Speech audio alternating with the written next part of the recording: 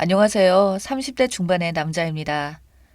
저는 지금 엄청난 고민에 빠져 이러지도 저러지도 못하고 있어요. 결혼은 아내랑 했는데 지금의 제 아내는 장모님이니까요. 하소연을 좀 할 텐데 다 듣고 조언 좀 부탁드립니다. 제 나이 30쯤 그때부터 말씀을 드려야겠네요. 우선 저와 장모님은 같은 직장에서 일하다가 만나게 되었습니다. 그 장모님이 지금의 제 아내를 소개시켜 준 거고요.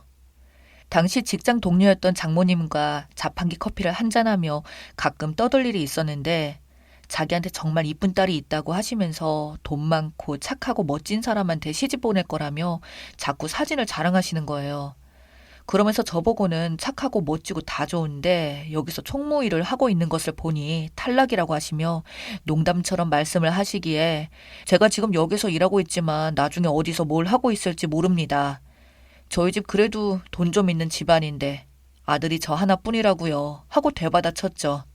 이런저런 농담을 주고받다가 소개시켜 준다길래 진심인 줄도 모르고 어디 한번 보자 했습니다. 근데 어느 날 진짜로 따님이 회사 로비에 찾아온 거예요. 저는 그렇게 따님을 만나 뵙게 되었고 첫눈에 반하고 말았습니다. 장모님을 닮아서 곱상한 외모에 옥구슬처럼 예쁜 목소리, 그리고 차분한 성격에 청순해 보이는 말투까지 모든 것이 제 스타일이었어요. 당시 저를 아들처럼 아껴주시던 직장 동료였던 장모님은 자기 딸 자랑은 입에 침이 마르도록 하며 너무 아깝긴 하지만 자네 정도면 만나는 것까지는 허락을 해주겠다며 너스레를 떨고는 했었습니다. 어린 나이에 일찍 남편을 사고로 잃으셨고 딸 하나만 바라보고 사셨다고 하셨어요. 아빠 빈자리를 느끼게 하고 싶지 않았다며 남들 하는 것은 다 시켜주고 싶다 하셨죠.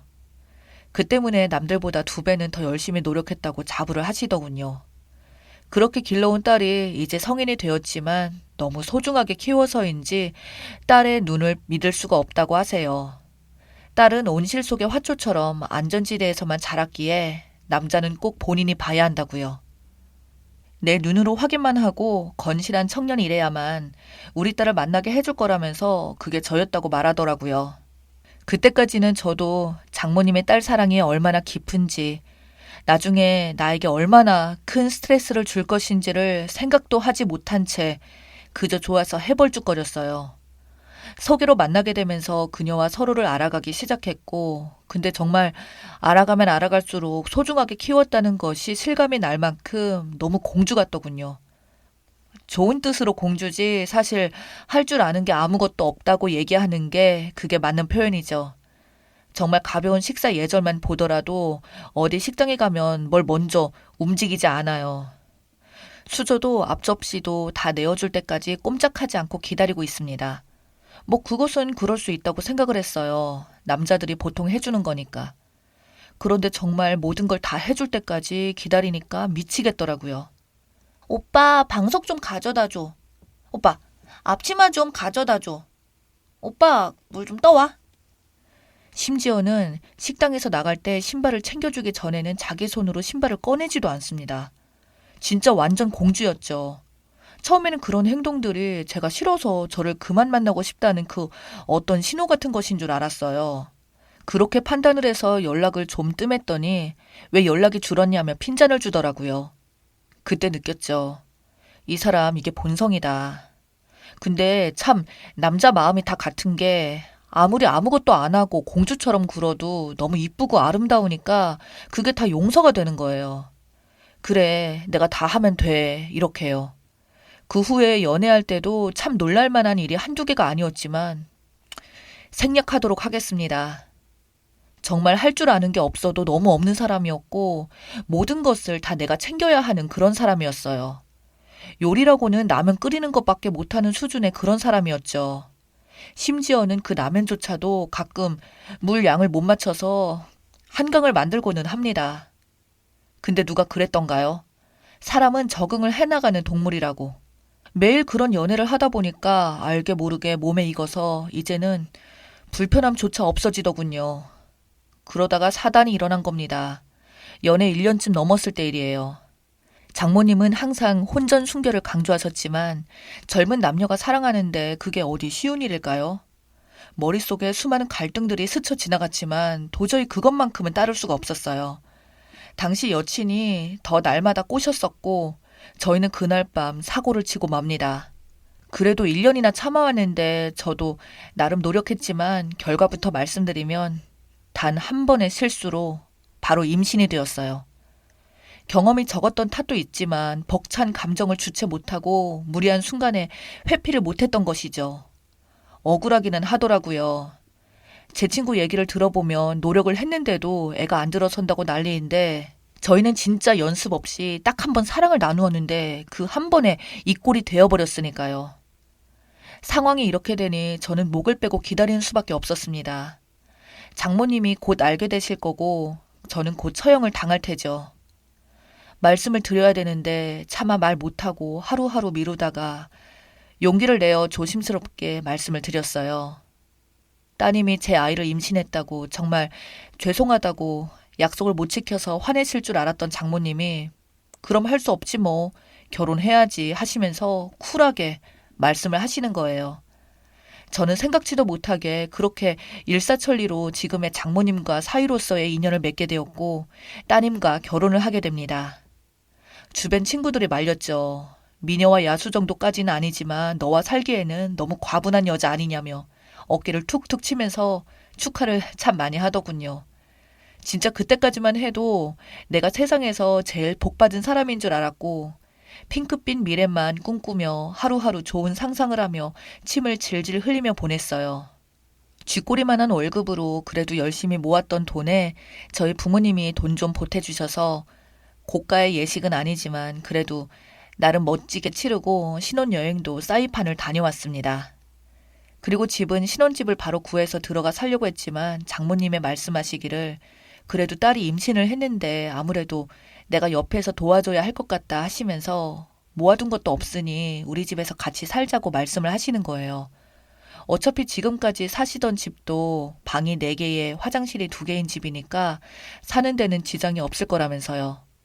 갑작스러운 결혼 생활이라 더 이상 부모님께도 급전을 구해야 하는 부담을 주고 싶지 않았던 터라 그렇게 하기로 결정을 하고 그때부터는 처가살이가 시작되었습니다. 처음에는 정말 좋았어요. 아무래도 장모님이 계시니까 아내한테 도움도 많이 되고 출근길도 같은 직장이다 보니까 제 차로 둘이 타고 가다가 같이 돌아오면 되겠으니까요. 그리고 직장 동료로 만났던 장모님이다 보니 거리감이 있었던 것도 아니고 나이 좀 있는 친구처럼 정말 편한 관계로 지냈습니다. 근데 문제가 생겼어요. 정말 아이 낳을 때까지만 처가살이를 하려고 했는데 막상 아이 낳으니까 아이를 보살펴야 하니까 조금 더 같이 살자고 하시고 그러다 보니 제가 또 못 참고 사랑을 나누다가 둘째가 생기고 지금은 둘째 임신 28주 차입니다. 어쩌다 보니 이제는 다 포기하고 처가살이 하고 있네요. 아내를 모르는 것도 아니고 공주님처럼 자라와서 혼자 힘으로 할 수 있는 게 아무것도 없는데 장모님이 없으면 혼자 집에 두는 것도 불안하니까 그냥 이렇게 살기로 해버린 거죠.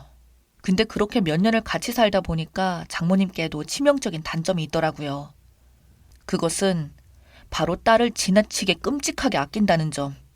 남들이 보면 아무렇지 않은 이유고 당연한 건 아닌가 하실 수 있겠지만 들어보세요. 저희 장모님은 완전 아내의 대변인입니다. 제가 아내에게 뭐라고 물어보면 장모님이 대답을 하세요. 진짜로 뭐든지요. 이제는 저희가 둘째까지 생기면서 일도 그만두셨다 보니 아내를 챙기는 게 더 심해지셨죠. 제가 물건을 찾다가 못 찾아서 여보 이거 어딨어? 하면 어디 계셨는지 귀신처럼 씩 웃으시며 작은 방 안쪽에 한번 찾아봐 하셨고 첫째 딸 혼내는 것도 무조건 장모님의 역할. 밥상 차리고 빨래 청소 모든 거 다 장모님이 하세요. 그냥 냅두세요. 왜 저희 빨래를 장모님이 하세요. 제가 갔다 와서 할 테니까 그냥 냅둬 주세요. 알았다고 해도 꾸역꾸역 해놓으세요. 감사하기는 하지만 저는 정말 너무 싫어요. 장모님이 제가 입던 옷을 만지는 것도 좀 그렇고 매번 아내에게 뭐라 할 때마다 끼어드는 것도 그렇고 더욱 둘째 가지고 나서는 장모님이 4명이 같은 방에서 자고 있으니 자꾸 신경이 쓰이더라고요. 더군다나 자리 배치는 구석부터 아내, 나, 장모님 이러니까요. 잠꼬대라도 없으신 분이면 모르겠는데 자고 일어나면 장모님이 가끔 안고 계실 때가 있어요. 아주 환장합니다. 거기다가 여보, 오늘은 치킨 시켜 먹을까? 하면 또 아내가 말을 하기 전에 아이 그래 먹자꾸나 하고 나서시고 이게 어딨지? 아직 빨래 안 됐나? 하면 지금 손빨래 해서 빨리 말려줄게 하시고 여보, 나 오늘은 회식이라 조금 늦을 것 같아 하면 그래, 너무 늦지 않게 와라 하시며 아내가 말 한마디 하기 전에 다 가로채서 말씀을 하시니 이런 생활이 반복되다 보니 진짜 장모님이랑 결혼해서 사는 것처럼 착각이 들 때가 있어요. 심지어는 제 월급 통장도 장모님이 관리를 하시거든요. 아내가 아직 개념이 없다면서요. 이 정도면 장모님이 제 아내가 돼야 하는 거 이해가 되십니까? 제 아내는 장모님 같아요. 아내가 알아서 중간 역할 좀 해줬으면 좋겠는데 그런 눈치가 있는 사람이면 연애 때도 그렇게 가만히 있지만은 않았겠죠.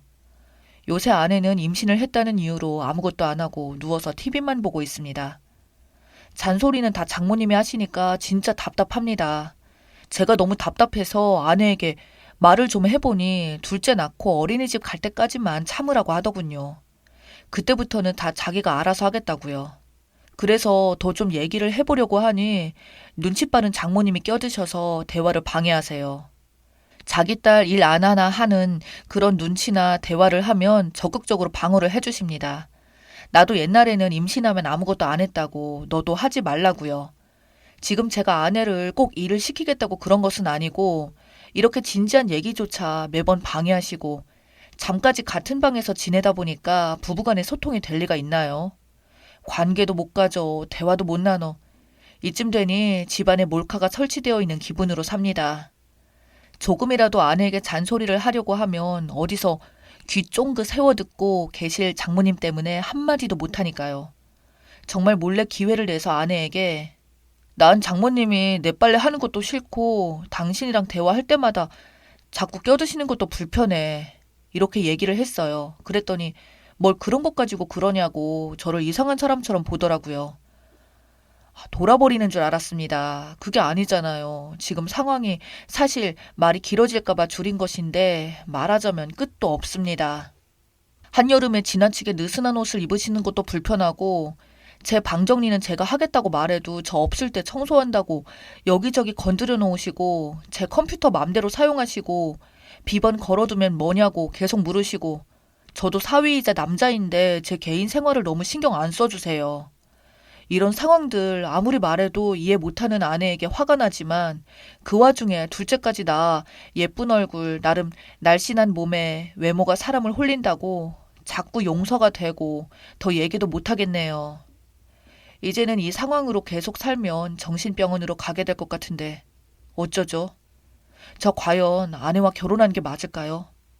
이만하면 겉으로만 한 결혼이지 사실 저는 장모님과 결혼한 게 아닐까 생각을 해봅니다.